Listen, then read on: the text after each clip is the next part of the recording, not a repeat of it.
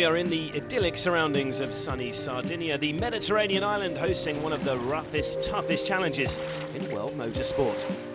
This is the fourth and final day of the Rally Italia Sardinia, a breathtaking backdrop in the island's rugged mountains, but don't be fooled by the stunning vistas.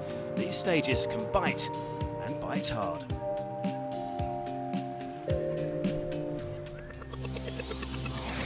It was a bad start to the weekend for Jari-Matti Latvala on Thursday night. Running first on the road and knocking a tyre off the rim cost him over 40 seconds.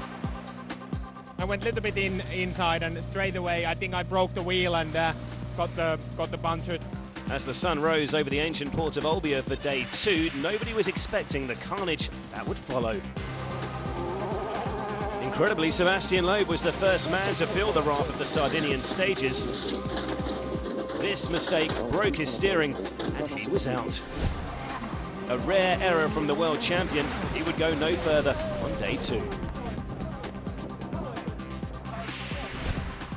We broke something on the steering because I continued after, but steering was hard, and a few corners after it blocked completely, so we had to stop.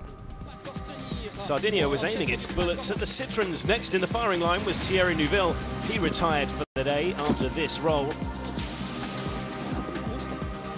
With 2 Citroens down, the island then focused its efforts on the Fords, and Jari-Matti Latvala, by now up to 4th place, was the next to get his lines wrong. After bursting the radiator on a gate and beating his Fiesta on a concrete block, another big driver signed his name on the retirement list. He was followed swiftly by the second factory Ford of Peter Solberg. This bedrock ripped his suspension apart. Unbelievable! Very disappointed, very disappointed. I don't know. I will go down and take a look at what's happening, because I don't understand it yet. Fellow Norwegian Mads Osberg should have capitalised by moving into the runner-up spot, but a broken rear differential saw him slip down the leaderboard to 7th and nearly 5 minutes adrift of the lead. With 2 stage wins, Evgeny Novikov found himself in a remarkable 2nd place in what was fast becoming one of the most mature drives from the Russian. Which left Estonia's Al-Attiyah on course for his first podium finish of the year in 3rd. But sitting pretty at the top of the leaderboard and the only factory car to survive the Sardinian sucker punches was the Citroën DS3 of Mikko Hirvonen, over a minute clear out in front. After the car carnage of day 2, the sun rose over Sardinia for the 3rd leg, and those that survived took a somewhat calmer approach to the rally. The recovering Jari-Matti Latvala moved up to 15th overall, but was lucky to miss this huge rogue rock sitting on the apex of a fast right-hander. There was a very, very big rock on the line, basically size like this, and it looks like I don't know where that rock has come from. Meanwhile, Sebastian Loeb had decided not to return to the stages on day 3 and instead swapped 4 wheels for 2, taking the rare opportunity to spectate out on the stages. It's not often that I can watch the other driving, so I took the opportunity.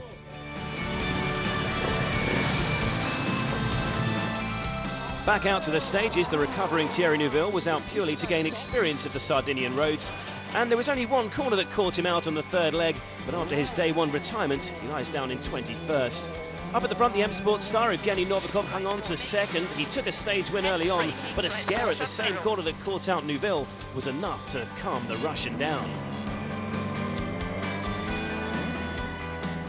And a mature drive from teammate Al-Attiyah saw him remain in 3rd.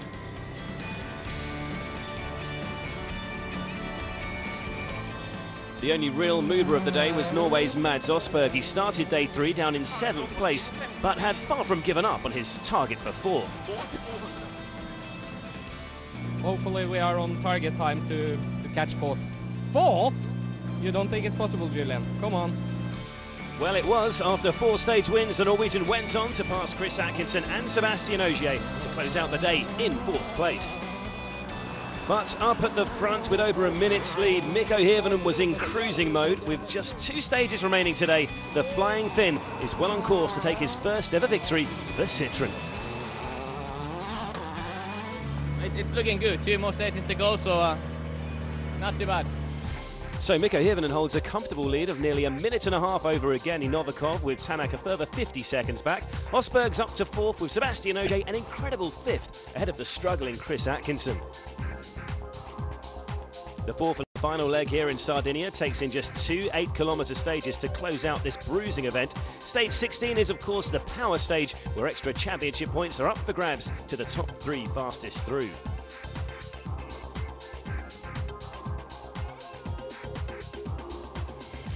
This is how the crews line up, a carbon copy of leg 3 yesterday. Paolo Nobre leads the cars away. Latvala goes 4th ahead of Solberg. Chris Atkinson and Mads Osberg go 7th and 8th ahead of Tanak and Novikov. While our rally leader, Mikko Hirvonen, starts in 11th.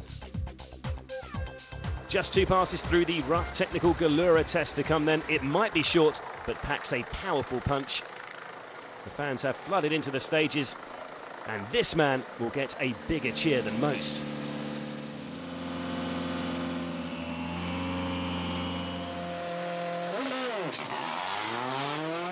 Local driver Luca Pedersoli has made his WRC debut this weekend in a privately entered Citroën DS3, and he hasn't disappointed, fighting his way up to the point-scoring places in 10th. Petter Solberg, though, has had a frustrating rally on what could yet be his penultimate round with the Ford team. He knows he had the pace to fight for victory in Italy, but once again, bad luck ended any hopes of returning to the top step of the podium. Petter still pushing despite his frustrations. Incredibly tight and twisty in here.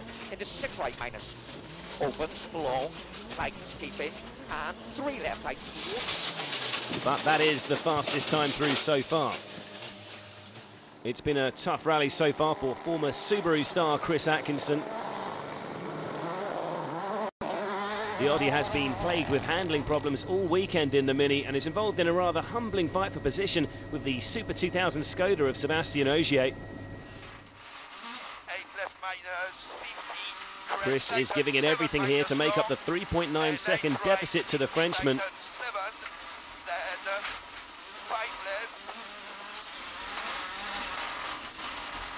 .6:31.3, 4 seconds off Solberg's time. That's a good effort. It's just a short stage. How's the car handling in there? Yeah, it was okay. It's difficult with the worn tyres, but I pushed, and I think it's an okay time, but we know Sebastian's fast, so we've got to keep an eye on him and keep pushing. Ogier is running behind the WRC car, so we'll get back to that battle shortly. Mads Osberg, meanwhile, has been one of the stars of the rally. The Adapter team driver has also suffered a myriad of mechanical gremlins in Sardinia, which makes his charge back up to 4th all the more impressive. He proves his pace once again with the fastest time through so far.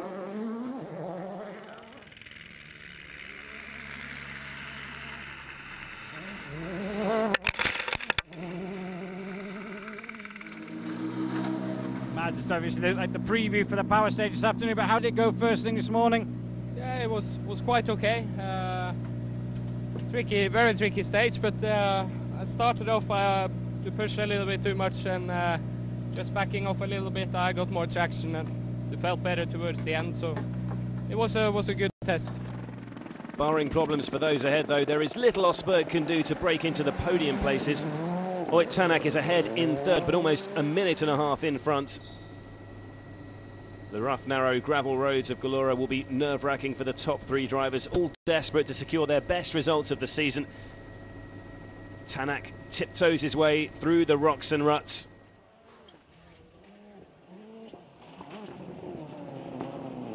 Nice and tidy, down the hairpins as well, and the penultimate test is cleared.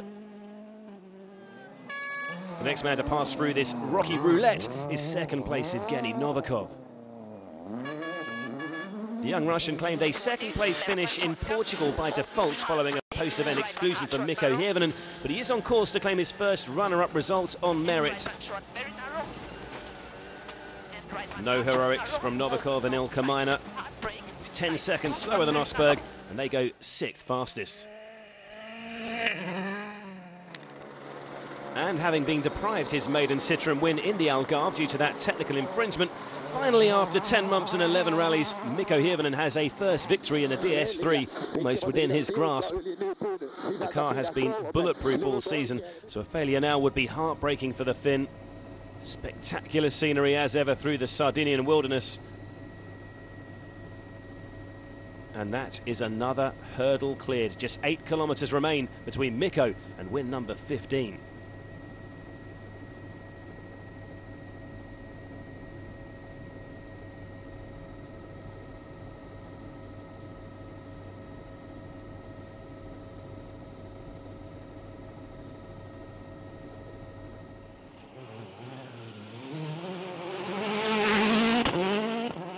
That's all the WRC runners through then, but we need to keep a close eye on the Skoda S2000 cars as well. Sébastien Ogier has driven an incredible rally so far. If he can do this in a normally aspirated Fabia, Volkswagen will be licking their lips in anticipation of next year. The downhill sections will have helped lessen the impact of having no turbo, but he's giving it everything to stay ahead of Atkinson. Chris today, 6:31.3. Sur droite corde, frein arrivé, pour droite gauche 110, pour droite gauche 110. Yes, another incredible drive from Ogier, and he holds on to 5th. And let's not forget Ogier's teammate Andreas Mikkelsen is also running in the points. With Latvala signing for VW next year, another strong result will help the Norwegian remind the German mark of his own considerable talents.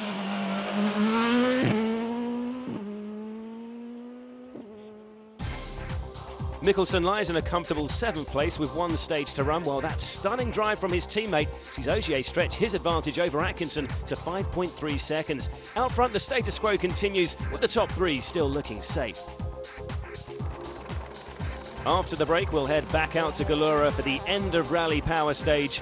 And we speak to Jari-Matti Latvala about his exciting new challenge ahead with Volkswagen. See you again in a few minutes.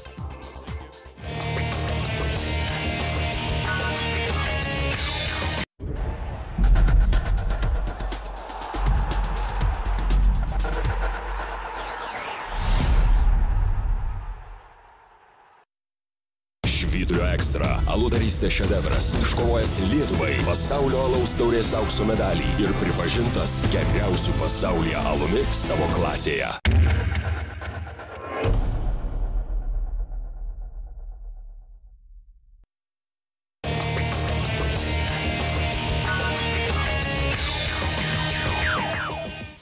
As the WRC calendar fast approaches the season finale in Spain, the drivers and teams are beginning to explore their options for 2013.